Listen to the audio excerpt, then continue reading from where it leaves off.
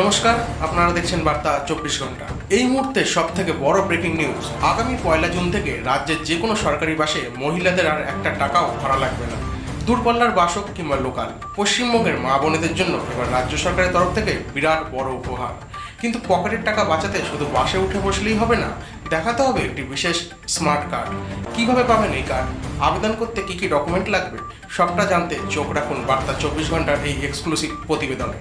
হ্যাঁ, ঠিকই শুনেছেন, রাজ্য সরকারের তরফ থেকে এবার অফিসিয়াল বিজ্ঞপ্তি জারি করে ঐতিহাসিক সিদ্ধান্তের কথা জানিয়ে দেওয়া হয়েছে। নবান্নের উচ্চ পর্যায়ের বৈঠকের পর জানানো হয়েছে 2026 সালের 1 জুন থেকে পশ্চিমবঙ্গে সমস্ত সরকারি বাসে মহিলারা সম্পূর্ণ বিনামূল্যে যাতায়াত করতে পারবেন। তবে এই সুবিধা পেতে গেলে পরিবহন দপ্তর থেকে দেওয়া একটি বিশেষ স্মার্ট কার্ড বা আইডেন্টি কার্ড আপনাদের সাথে রাখতে হবে।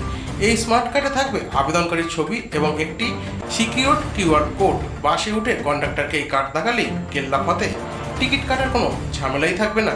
এখন লাখ টাকার প্রশ্ন হলো, এই স্মার্ট কার্ড আপনি পাবেন কিভাবে আর আবেদন করতে কি কি লাগবে?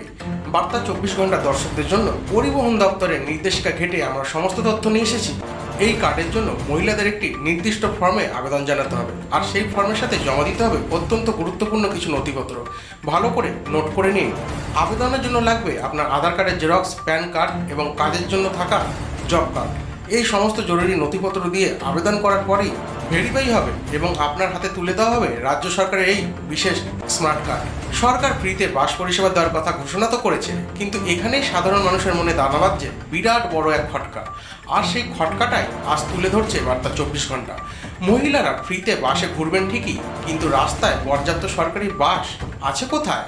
অভিযোগ উঠছে গত 15 বছরে তৃণমূল জমানায় রাজ্যের সরকারি পরিবহন ব্যবস্থা কার্যত ধুঁকছে। উল্লেখযোগ্য হারে কমছে সরকারি বাসের সংখ্যা। বহু রুটে সরকারি বাস চলাচল পুরোপুরি বন্ধ।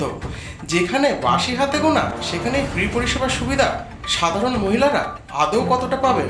নাকি বাসের অপেক্ষায় ঘন্টার পর ঘন্টা স্ট্যান্ডেই দাঁড়িয়ে থাকতে হবে? এই পরিবহন ব্যবস্থা নিয়ে সাধারণ মানুষের মধ্যে ক্ষোভ চরম তুঙ্গে। রাজ্য সরকারের এই ফ্রি বাস পরিষেবা এবং স্মার্ট কার্ডের সিদ্ধান্তকে আপনি কিভাবে দেখছেন?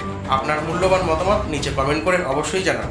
পশ্চিমবঙ্গের একটি খবরের আসল সত্য সবার আগে জানতে হলে এখনই লাইক ও শেয়ার করুন এবং সাবস্ক্রাইব করে রাখুন আপনাদের নিজস্ব নিউজ চ্যানেল বার্তা 24 ঘন্টা। নমস্কার, ভালো থাকবেন।